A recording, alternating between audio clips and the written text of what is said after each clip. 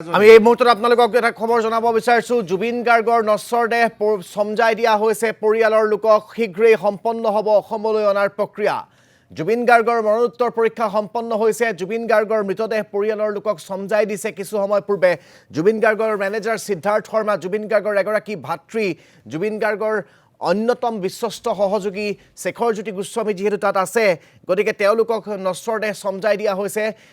সিংগাপুৰ general হস্পিটেলৰ চিকিৎসকে মৰণোত্তৰ পৰীক্ষা সম্পন্ন কৰাৰ পিছত জুবিন গাৰ্গৰ পৰিয়ালক মৃতদেহ সমজাই দিছে আৰু মৃতদেহ সমজাই দিয়াৰ পিছত এতিয়া অসমলৈ অনাৰ প্ৰক্ৰিয়া তেওঁলোকে আৰম্ভ কৰিছে যেহেতু কিছু নীতি নিয়ম থাকে যেহেতু কিছু